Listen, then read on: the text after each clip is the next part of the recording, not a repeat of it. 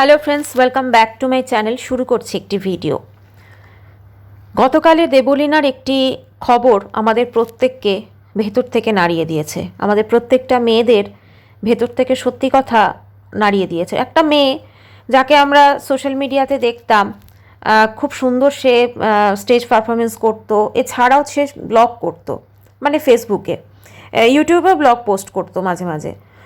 তো সেই ব্লগে আমরা দেখতাম যে সে কতটা হ্যাপি, কতটা সুখী, এবং সত্যি কথা বলতে কি দেখতে সুন্দরী, একটা সুন্দর কেরিয়ার, হাজবেন্ড, পাইলট স্বামী। তো এই সব কিছু মিলেমিশে তার শ্বশুর শাশুড়ি মানে সেখানে যেত বোধহয় চন্দননগরে, তারপরে হচ্ছে তার মা বাবা সবাইকে টেক কেয়ার করছে। তো এরকম একটা মেয়েকে দেখে মানে কখনো আমরা বুঝতে পারিনি যে মেয়েটার ভেতরে এতটা কষ্ট, এতটা দুঃখ জমে আছে, বা সে এতটা ব্যালেন্স করে চলছে। ঠিক আছে, হ্যাঁ, ওর হাজব্যান্ড প্রবাহর সঙ্গে যখন যে ব্লগগুলো শেয়ার করতো, স্পেশালি লাস্টের দিকের কয়েকটা ব্লগে একটু কিছুটা হলেও ফুটে উঠেছে তার কষ্টটা, সে হয়তো আর চেপে থাকতে পারতো না। যেমন সে যখন শো করে, যেহেতু আমরা সকলে জানি যারা স্টেজ পারফরমেন্স করে তাদের কিন্তু শো অনেক রাত অবধি হয়, এবং ফিরতে ফিরতেও বাড়ি অনেক রাত হয়ে যায়। তো যেখানে 31 সে ফিরে এসছে এবং এসে ওর হাজব্যান্ডের জন্য একটা ট্রলি এনেছে মানে গিফট হিসেবে, তো সেটা দেখে তার রিয়াকশান আমরা দেখেছি। এছাড়াও আমরা বিভিন্ন সময়ে বিভিন্নভাবে দেখেছি যে ও হয়তো কোনো কিছু রান্না করেছে, তো সেটা তাকে সেইভাবে প্রশংসা করা হয়নি। এরকম অনেক ছোট ছোট টুকরো মুহূর্ত আমরা দেখেছি। সত্যি কথা বলতে কি সেই মুহূর্তগুলো আমাদের মনে হয়েছে যে হয়তো মজা করছে ওর হাজব্যান্ড ওর সাথে, এইভাবেই কিন্তু আমরা দেখেছিলাম। কিন্তু সেই মেয়েটার মনের মধ্যে যে এতটা দুঃখ, এতটা কষ্ট, সেটা কিন্তু সত্যি আমরা বুঝতে পারিনি কেউই। আমরা ওকে সবসময় দেখে এসেছি একজন মানে স্ট্রং, একজন সুন্দর মেয়ে, যে খুব পোলাইটলি সব কিছু করছে, মানে সব দিক সুন্দরভাবে ম্যানেজ করছে। কিন্তু এই হাসি খুশি চেহারাটার মানে পিছনে যে এতটা দুঃখ, এতটা কষ্ট সে বয়ে বেড়াচ্ছিল, সেটা সত্যি ওই লাইভটা যখনই দেখছি মানে খুব খারাপ লাগছে, স্পেশালি লাইভের শেষের দিকের অংশগুলো। অনেক কথা বলেছে লাইভে, ওর পুরো জার্নিটা, শুধুমাত্র যে ওর পার্সোনাল লাইফের প্রবলেম ছিল তা তো না, প্রফেশনাল দিকেও অনেক প্রবলেম ছিল। এবং যেটা মনে হচ্ছে যে ও পার্সোনাল লাইফের প্রবলেম তো ছিলই, তার সঙ্গে প্রফেশনাল লাইফেরও প্রবলেম, দুটো একসাথে মিলে ও আর নিতে পারেনি। ও একদম বলে না দেওয়ালে পিঠ ঠেকে যাওয়ার মতো হয়েছে। তো ওই যে লাইভটা করেছিল সম্ভবত কোনো রেস্টুরেন্টে বসে ও করেছিল লাইভটা। এখন কি মানে কোন মাধ্যম বা কোন পন্থাও বেছে নিয়েছিল আত্মহননের জন্য, এটা আমরা জানি না, সত্যি কথা জানতে চাইও না। আমরা চাই যে ও তাড়াতাড়ি সুস্থ হয়ে উঠুক এবং সুস্থ হয়ে ও ফিরে আসুক, সুস্থ হয়ে ও নর্মাল লাইফে ফিরে আসুক, এবং নর্মাল লাইফে ফিরে এসে ও যেরকম থাকতে চায় সেরকম থাকুক। কিন্তু হ্যাঁ, এটাও ঠিক যে সোশ্যাল মিডিয়াতে যেভাবে জিনিসটা এসেছে, তাতে আমার যেটা মনে হয় যে জীবনের হয়তো অনেক দুঃখ কষ্ট অনেক কিছুই থাকে, এই হয়তো সেটাকে সহ্য করতে পারেনি, সোশ্যাল মিডিয়ায় বলে ফেলেছে। কিন্তু সোশ্যাল মিডিয়াতে এই ধরনের ঘটনা না আসাটাই কাম্য, কারণ সোশ্যাল মিডিয়া কিন্তু কোনো কিছু সমস্যার কিন্তু সমাধান করবে না, উল্টে কিন্তু আরও বাড়িয়ে দেবে।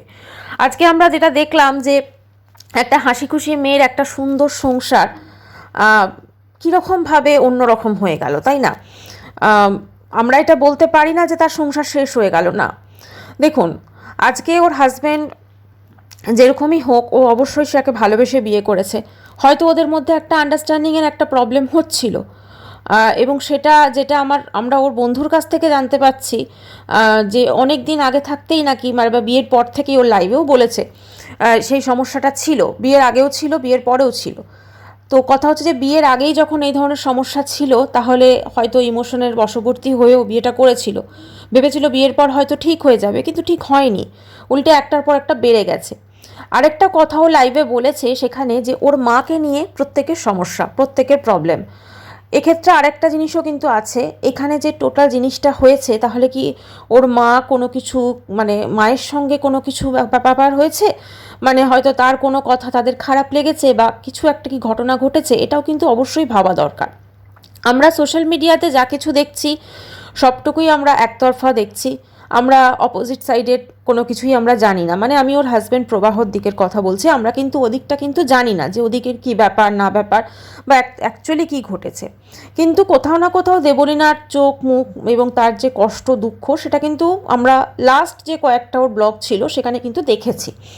এবং কোথাও না কোথাও ও যেটা বললো যে আমি আর নিতে পারছি না, সত্যি ও আর নিতে পারছে না, এটা কিন্তু পরিষ্কার বোঝা গেছে যে ও নিতে পারছে না। কারণ ওর অনেকগুলো ইমোশন, তো দেখো মা বাবার সঙ্গে একরকম ইমোশন, হাজব্যান্ডের সঙ্গে একরকম ইমোশন, শ্বশুর শাশুড়ির সঙ্গে একরকম ইমোশন। তো এই সব ইমোশনকেই ও কন্ট্রোল করতে, মানে ওর লাইফে থাকাটা ভীষণ দরকার, এবং ও খুব সুন্দরভাবেই কিন্তু সেগুলো নিয়ে ব্যালেন্স করে চলছিল। যেটা ও বলেছে যে ও না তো ওর মা বাবাকে ছাড়তে পারবে না হাজব্যান্ডকে ছাড়তে পারবে, এটা খুব স্বাভাবিক কথা। মা বাবাকেও ছাড়া যায় না, হাজব্যান্ডকেও ছাড়া যায় না, তাহলে ও করবেটা তো কী করবে, সেই জন্য একটা আত্মহননের পথ বেছে নিয়েছিল। কিন্তু যাই হোক, ঈশ্বরের অসীম কৃপা এবং সব কিছু ও ঠিকঠাক আছে, ভালো আছে। এবং যেটা ওর বন্ধুর মারফত আমরা জানতে পেরেছি যে ও ভালো আছে, ও সুস্থ হয়ে উঠছে, ওকে অ্যান্টিবায়োটিক সমস্ত কিছু দেওয়া হচ্ছে। এখন কথা হচ্ছে, ঠিক আছে শরীরটা তো সুস্থ হয়ে গেল, কিন্তু মনের যে একটা ক্ষত, মনের যে একটা ব্যাপার, সেটা তো আমার মনে হয় আগের থেকে আরও বেশি বেড়ে গেল। কারণ এই টোটাল ঘটনাটা এবার সোশ্যাল মিডিয়াতে চলে এলো। এবার সোশ্যাল মিডিয়াতে কি হবে, আসার ফলে ওর হাজব্যান্ডের তরফ থেকে, মানে যদি সম্পর্কটা যদি ঠিকও ওরা করতে চায় হয়তো বা সম্পর্কটা যদি আবার ঠিকও হয়ে যায়, সেক্ষেত্রেও কোথাও না কোথাও একটা মানুষ, মানে একটা হয় না, একটা আমরা হ্যাপি কাপলকে দেখলাম, সেই হ্যাপি কাপলের মধ্যে এত কিছু রয়েছে, মানে এত কিছু ঘটনা ঘটে গেছে, সেটা তো সত্যি আমরা কেউ ভাবতে পারিনি। এবং আজকে ধরুন আমরা প্রত্যেকে দেখতাম মনে হতো পারফেক্ট কাপল, কারণ ও অনেক কিছু ভিডিওস ও দিত, অনেক কিছু রিলস দিত ইনস্টাগ্রামে। ওরা দুজনে একসাথে অনেক অনেক রিলস পোস্ট করেছে। ইভেন এই ক্রিসমাসেও দুজনে একসঙ্গে ছবি দিয়েছে। তো সব কিছুই তো নর্মাল ছিল তাহলে, মানে অ্যাটলিস্ট ওপর থেকে। আরেকটা জিনিস, এখানে এই বিভিন্ন রকম ঘটনা আমরা সোশ্যাল মিডিয়াতে অনেক দিন ধরেই দেখছি, যেখানে হয়তো খুব সুন্দর সুন্দর আমরা ছবি দেখি, রিলস দেখি, বা ফেসবুকেও ধরুন বা সব জায়গাতে, কিন্তু বাস্তবে কিন্তু চিত্রটা সম্পূর্ণ অন্য। ভেরি রিসেন্ট একজন নৃত্যশিল্পীর মেয়ে আমরা সকলে জানি, আমি নামটা নিচ্ছি না, তো তার ডিভোর্স হয়েছে। তো সেখানে সে সোশ্যাল মিডিয়ায় খুব সুন্দর সুন্দর সমস্ত রিলস পোস্ট করতো হাজব্যান্ডের সঙ্গে সব কিছু।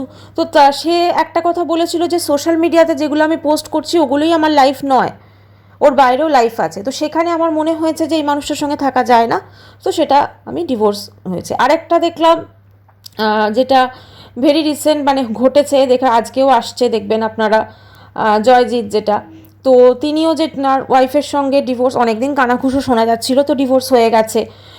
তো সেইটাও দিয়েছে, এবং তিনি একটা কথা বলেছেন যে আমি চাইনি এগুলো পাবলিক হোক, কারণ এগুলো তো কোনো অ্যাওয়ার্ড নয়, এগুলো বলার বিষয় নয়, সেজন্য আমি চাইনি যে এগুলো পাবলিক হোক। তো এরকম অনেক বিষয় ঘটে, কিন্তু সোশ্যাল মিডিয়াতে হয়তো কেউ আনে, কেউ আনে না।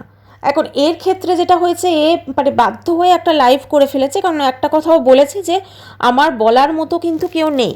হ্যাঁ, হয়তো সেই কথাগুলো বলার মতো কেউ নেই, যদিও ওর বন্ধু বান্ধব ওরা তো ছিল, তো সেগুলো ওর মনে হয়েছে একটা লাইভ করা ভীষণভাবে দরকার। আর একটা কথাও বলেছে দেবলীনা, সেটা হচ্ছে যে আমি যেগুলো বলছি সেগুলো কিন্তু বিনা প্রমাণে বলছি না, আমার সমস্ত কিছু কিন্তু প্রমাণ আছে।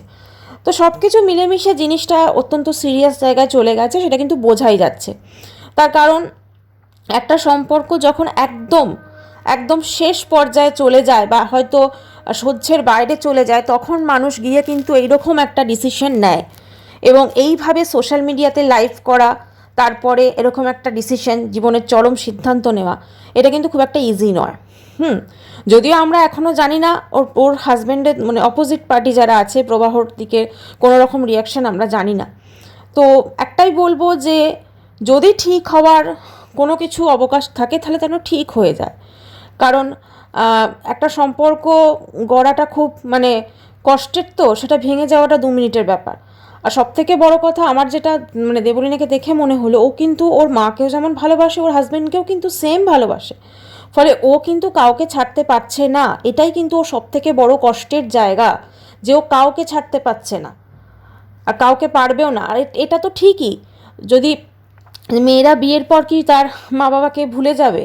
আমাদের সমাজে এটা একটা চিরাচরিত একটা চলে আসছে বছরের পর বছর ধরে, মানে যে মা বাবা তার সন্তানকে মানুষ করছে, মেয়েকে বিয়ের পর সে পর হয়ে যায় বা মা বাবাকে ঠিকঠাক দেখতে পারে না। যদিও এখন যুগের সঙ্গে অনেক কিছু বদলে গেছে, এখন কিন্তু সেই যুগ আর নেই, এখন যুগটা অনেক চেঞ্জ হয়েছে। তো সেখানে তো দেবলীনা ডিসিশন এটা হবে যে সে তার মা বাবাকে দেখবে, তাদের টেক কেয়ার করবে, এটা দেবলীনা ডিসিশন। এখানে কেউ কারোর ডিসিশনে হস্তক্ষেপ করতে পারে না। আর তার জন্য যদি তাকে বলা হয়, মানে দেবলীনা যেটা বলছিল যে প্রত্যেকটা মেয়ের একটা নিজস্ব বাড়ি থাকা ভীষণভাবে প্রয়োজন, কথাটা ভীষণ ভীষণ দামি। প্রত্যেকটা মেয়ের একটা নিজস্ব বাড়ি থাকা দরকার, সেটা না তার বাপের বাড়ি নয়, তার শ্বশুর বাড়ি নয়, তার নিজের উপার্জনে করা বাড়ি। কিন্তু কথা হচ্ছে যে কটা মেয়ে সেটা করতে পারে? কারণ এখনকার অবশ্য যুগ পাল্টেছে, এখন সবাই মোটামুটি জব করছে। বাড়ি করতে না পারলেও সেই জব করার সাথে একটা ঘর হয়তো সে রেন্টে নিয়ে থাকতে পারছে, এটা করতে পারে। কারণ একটা বাড়ি করা বা একটা ফ্ল্যাট কেনা খুব একটা ইজি তো নয়, অনেক অনেক টাকার ব্যাপার। তো সেক্ষেত্রে সে হয়তো কি এরকম একটি ঘটনা ঘটলে সে হয়তো একটা ঘর রেন্ট নিয়ে হয়তো থাকতে পারবে। এইরকম হয়তো সে পড়াশোনা করছে বা এরকম জায়গায় হয়তো মেয়েরা পৌঁছেছে। এবং একটাই বলবো যে শুনেছি নাকি বিদেশে বা অন্যান্য জায়গাতে এরকম নাকি হোম আছে যেখানে হাজব্যান্ডরাও দেখে না, বাবা মাও হয়তো যেতে পারবে না, সেখানে নাকি থাকা যায়, এরকম নাকি আছে। তো জানি না, আমাদের দেশে তো সেরকম কিছু নেই। কিন্তু সত্যি এগুলো খুব কষ্টের জায়গা প্রত্যেকটা মেয়ের। কারণ এরকম যে তার নিজের কোনো বাড়ি নেই, এ নিয়ে তো অনেক বোধহয় লেখালেখি অনেক কিছু হয়েছে। মানে একটা, আমার মনে হয় একটা খুব ফেমাস একটা কবিতাও ছিল, যাই হোক এই মুহূর্তে মনে পড়ছে না, কিন্তু সেইখানে নারী তোর আপন ঘর কই, এরকম একটা বলে। সত্যি নারীদের হয়তো নিজের ঘর বলে যদি সে নিজের উপার্জনে করতে পারে তো পারে, না হলে হয়তো সেটা থাকে না, এটাই হতে পারে। কিন্তু একটাই বলবো যে দেবলীনা অনেক মেয়ের মনের কথা কিন্তু বলে দিয়েছে, অনেক মেয়ের মনের কষ্ট যেগুলো হয়তো সে বছরের পর বছর চেপে থাকে সেগুলো বলে দিয়েছে। কিন্তু এর সঙ্গে আরও একটা কথা বলতে চাই, দেবলীনা কিন্তু যথেষ্ট মানে একদম বলা যেতে পারে যে প্রফেশনটায় ও আছে সেখানে কিন্তু সে নিজে যথেষ্ট টাকা উপার্জন করে, তাই না? যথেষ্ট টাকা উপার্জন করে, সে কিন্তু আর্থিকভাবে একদম স্বনির্ভর একজন মানুষ। তাহলে আজকে দেবলীনার মতো মানুষকে যদি সোশ্যাল মিডিয়াতে এসে এটা বলতে হয়, তাহলে যারা আমাদের সমাজে এরকম সাধারণ মধ্যবিত্ত গৃহবধূ আছেন, তাহলে তাদের কতটা কষ্ট, তাদের কতটা লাঞ্ছনা, তাদের কতটা গঞ্জনা সহ্য করতে হয়, সেটা কিন্তু আমরা সত্যি ভেবে অবাক হচ্ছি, তাই না? মানে আজকে দেবলীনা যে জায়গায় আছে, ও তো নিজে ভালোই ইনকাম করে, তো সব কিছু মিলেমিশে তাকেও কিন্তু সেই জিনিসটা ভাবতে হচ্ছে, যেটা হয়তো আরেকটা যে বেরোজগার হয়তো করছে, যার কোনো মানে চাকরি নেই, কোনো কিচ্ছু নেই, সে হয়তো পুরোপুরি তার হাজব্যান্ডের ওপর ডিপেন্ডেন্ট। তাহলে সে যদি চায়ও তার মা বাবা, কারণ তাকেও তো তার মা বাবা কষ্ট করে বড় করেছে, মা বাবাকে সে দেখাশোনা করতে পারবে না, বা তাকে যদি সেই মা বাবাকে দেখাশোনা করতে হয়, তাকে এটা শুনতে হবে যে তুমি তোমার হাজব্যান্ড বা তুমি তোমার মা বাবার মধ্যে কাউকে একজনকে চুজ করো। সত্যি এটা খুবই দুঃখজনক। আসলে এইটা হচ্ছে একটা চিন্তাধারা, এটা আমাদের মানে বাঙালি সমাজে এই চিন্তাধারাটা একটু বেশি। হ্যাঁ, অন্যান্য সমাজেও আছে, কিন্তু আমাদের একটুখানি বেশি, যে ছোটোবেলা থেকে মানুষ করছি, আমাদের ইন্ডিয়ান সোসাইটিতেই বলা যেতে পারে এটা আছে। ছোটোবেলা থেকে মানুষ করছি, বিয়ের পর হয়ে যাবে, ব্যাস, তারপরে শ্বশুরবাড়ি চলে যাবে। এবারে মানে সেই বাবা মাকে কিন্তু তার দেখাশোনা করতে পারবে না, তাই না? কি অদ্ভুত! মানে এটা খুব দুঃখ কষ্টেরও জায়গা। কোথাও একটা পড়েছিলাম যে মানে এই যে মেয়েকে ধরুন বিয়ে দিচ্ছে, সমস্ত কিছু করছে, মেয়ে গিয়ে তার শ্বশুর শাশুড়িকে সেবা যত্ন করতে পারছে, কিন্তু নিজের মা বাবাকে যত্ন করতে পারছে না। সত্যি এইটা খুব প্যাথেটিক এবং খুব মানে অনেক মেয়ের বোধহয় মনের কথা এটা। কিন্তু আমাদের সমাজ ব্যবস্থাটা এমনই হয়ে গেছে যে এইটার মানে রদবদল বা এইটাকে বদলানোর যে একটা সাহস বলুন বা একটা সময় বলুন, সেটা মনে হয় এখনও অনেক মেয়ে করতে পারে না। তার কারণটা হচ্ছে, এটাকে যদি বদলাতে হয় তাহলে কিন্তু অনেক ক্ষেত্রে অনেক কিছু বদলে যায়। মানে একটা যে সিস্টেম চলে, ঠিক আছে, সেই সিস্টেমটাই কিন্তু পুরো বদলে যায়, সাংসারিক যে ব্যাপারটা।